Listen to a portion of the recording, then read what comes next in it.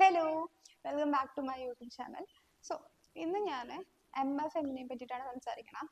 MFM എന്ന് പറഞ്ഞു കഴിഞ്ഞാൽ നിഫ്റ്റ് പ്രൊവൈഡ് ചെയ്യണ PG പ്രോഗ്രാംസിലെ ഒരു പ്രോഗ്രാമാണ് മാസ്റ്റർ ഓഫ് ഫാഷൻ മാനേജ്മെന്റ് എന്ന് പറഞ്ഞത്. ഇതെന്ന് പറഞ്ഞാൽ ഈ പേര് പോലെ തന്നെയാണ് മാനേജ്മെന്റ്, മെർച്ചൻഡൈസിങ്, ഒരു ടെക്സ്റ്റൈൽ സംഭവങ്ങൾ, ഇതൊക്കെയാണ് ഈ ഒരു കോഴ്സിന്റെ അണ്ടറിൽ നമ്മൾ പഠിപ്പിക്കുന്നത്. ഇത് ഒരു ഏതൊരു ഡിഗ്രി പഠിച്ച ആൾക്കാർക്കും വന്നിട്ട് PG ഇതിൽ ചെയ്യണമെങ്കിൽ ചെയ്യാം. പക്ഷെ നിങ്ങൾക്ക് അതിനകത്തൊരു ടെക്സ്റ്റൈൽ ബേസോ മാനേജ്മെന്റ് ആയിട്ടുള്ള അങ്ങനത്തെ ബേസ് ഒക്കെ ഉണ്ടെങ്കിൽ നല്ലതായിരിക്കും.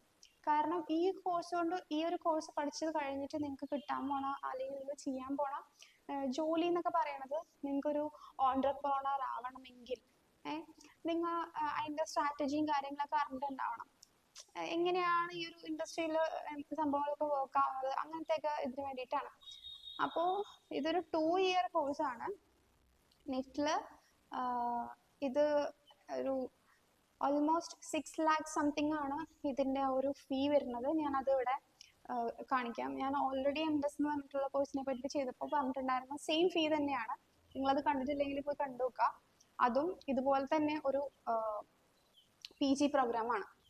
ഇതിന്റെ എൻട്രൻസ് എക്സാമിനെ പറ്റി ഫസ്റ്റ് പറയാം. കാരണം ഇതൊരു എൻട്രൻസ് എക്സാം എഴുതി തന്നെ നമ്മ കയറേണ്ട ഒരു PG ആണ്.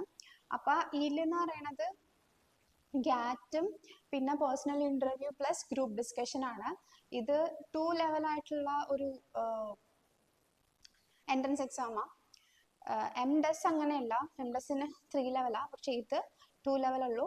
എന്ന് പറഞ്ഞു കഴിഞ്ഞാൽ ഗാറ്റ് മാത്രമേ ഉള്ളൂ, ജനറൽ എബിലിറ്റി ടെസ്റ്റ് മാത്രമാണ് ഇതിനകത്തുള്ളത്. സംഭവം ഇതിനകത്തുള്ള ജനറൽ എബിലിറ്റി ടെസ്റ്റ് എന്ന് പറഞ്ഞിട്ട് ഇതിനകത്ത് കൂടുതൽ വരുന്ന ക്വസ്റ്റ്യൻസ് എന്നൊക്കെ പറയണത് ഓരോരോ ബ്രാൻഡ് എന്തൊക്കെ ചെയ്യുമ്പോഴാണ് ഓരോരോ ഒരു എക്സാമ്പിൾ പറയണതാണ്, ഓരോരോ ബ്രാൻഡ് ഇങ്ങനെ പെർഫോം ചെയ്തപ്പോഴാണ് ഇത്രയും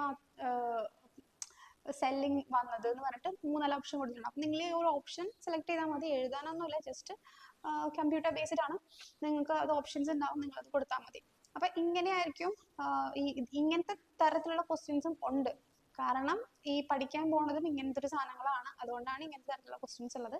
പ്രീവിയസ് ഇയർ ക്വസ്റ്റ്യൻ പേപ്പേഴ്സ് എല്ലാം നിങ്ങൾ ഒന്നെടുത്ത് പഠിച്ചൊക്കെ നോക്കിക്കഴിഞ്ഞാൽ എല്ലാവർക്കും അത് സംഭവങ്ങളൊക്കെ മനസ്സിലാവും. അപ്പം അതിന് വേണ്ടിയിട്ട് ഗൂഗിളിൽ ജസ്റ്റ് നോക്കിയാൽ മതി. കോച്ചിങ്ങിന് പോകണമെന്നും ചോദിക്കുന്ന ആൾക്കാരോട് നിങ്ങൾക്ക് ഇഷ്ടമാണെങ്കിൽ, അല്ലെങ്കിൽ നിങ്ങൾക്ക് ഒരു കോൺഫിഡൻസ് വേണം, പോയി കിട്ടുന്ന ഒരു കോൺഫിഡൻസ് വേണമെന്നുണ്ടെങ്കിൽ പോവാം. അല്ലാണ്ടും പഠിച്ച് just previous year question paper മാത്രം ആൻസർ ചെയ്തിട്ട് പഠിക്കണം. എനിക്ക് ഉള്ള പ്രീവിയസ് ഇയർ ക്വസ്റ്റ്യൻ പേപ്പർ മാത്രം റിവൈസ് ചെയ്ത് NIFTയിൽ ഇപ്പം MFM പഠിക്കുന്ന ഫ്രണ്ട്സ് എനിക്ക് ഉള്ളതുകൊണ്ട് ഞാൻ പറയണു, അതിനത്ര നിർബന്ധം ഇല്ല. But it's up to you guys. Entrance എക്സാമിന്റെ ഒരു കാര്യം ഞാൻ പറഞ്ഞപ്പോഴാണ് ഞാൻ ഒരു കാര്യം പറയാൻ വിട്ടുപോയി. ഗാറ്റിന് 70% വെയിറ്റേജ് ഉണ്ട്. എന്നിട്ട് ബാക്കി ഗ്രൂപ്പ് ഡിസ്കഷൻ പ്ലസ് ഇന്റർവ്യൂവിന് 30% വെയിറ്റേജ് ആണുള്ളത്. എന്താണെന്ന് പറഞ്ഞു കഴിഞ്ഞാൽ 70% നിങ്ങളുടെ ഒരു മാർക്ക് വാലുവേറ്റ് ചെയ്യുന്നത് ഗാറ്റ് എന്ന് പറഞ്ഞ എക്സാമിനായിരിക്കും. അപ്പൊ അതിന് മാക്സിമം സ്കോർ ചെയ്യാൻ നോക്കുക.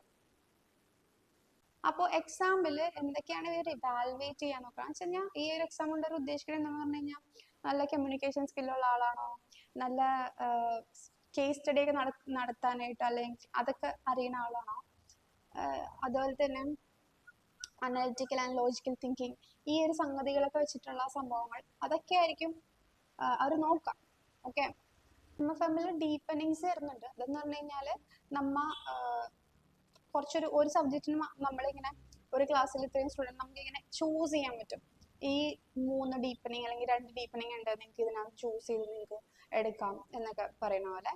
അപ്പം അതിൽ എന്തൊക്കെയാണെന്ന് പറഞ്ഞു കഴിഞ്ഞാൽ, റീറ്റെയിൽ മാനേജ്മെന്റ് ആണ് ഒരെണ്ണം. പിന്നെ ഒരെണ്ണം വരുന്നത് ഓൺട്രപ്രണർഷിപ്പ് ആണ്. പിന്നെ ഒരെണ്ണം കൂടെ വരുന്നത് ഇന്റർനാഷണൽ ബിസിനസ് എന്നാണ്.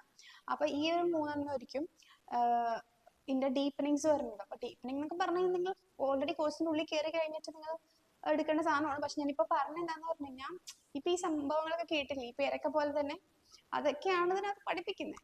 അപ്പം ഈ ഒരു കോഴ്സ് പഠിച്ചു കഴിഞ്ഞാലും നമുക്കിങ്ങനെ ഒരു ഓൺട്രപ്രണർ ആവാം. സിമ്പിൾ ആയിട്ട് വേണമെങ്കിൽ അങ്ങനെ നമുക്ക് പറയാം.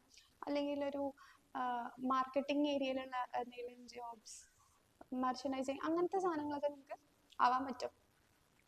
അത് നമുക്ക് പഠിച്ചുകൊണ്ടിരിക്കുമ്പോൾ നമുക്ക് ഓരോരുത്തർക്കും തോന്നുന്ന ഒരു സംഭവമാണ്. വേണമെങ്കിൽ ചില ആൾക്കാർക്ക് വളരെ ഡിഫറെൻ്റ് ആയിട്ടുള്ള തോട്ട്സ് ആയിരിക്കും. അപ്പോൾ ഇതൊക്കെയാണ് എനിക്ക് എമോഷനെ പറ്റി പറയാനുള്ളത്. അപ്പോൾ ഐ ഹോപ്പ് നിങ്ങൾക്ക് ഇത് മനസ്സിലായി എന്ന്. സിമ്പിൾ ആയിട്ട് ഞാൻ പറഞ്ഞു തന്നിട്ടുണ്ടെന്ന് തോന്നുന്നു. ഇനി എന്തെങ്കിലുമൊക്കെ ഉണ്ടെങ്കിൽ, നിങ്ങൾക്ക് ഡൗട്ട് ഉണ്ടെങ്കിൽ please do comment below. Thanks for watching.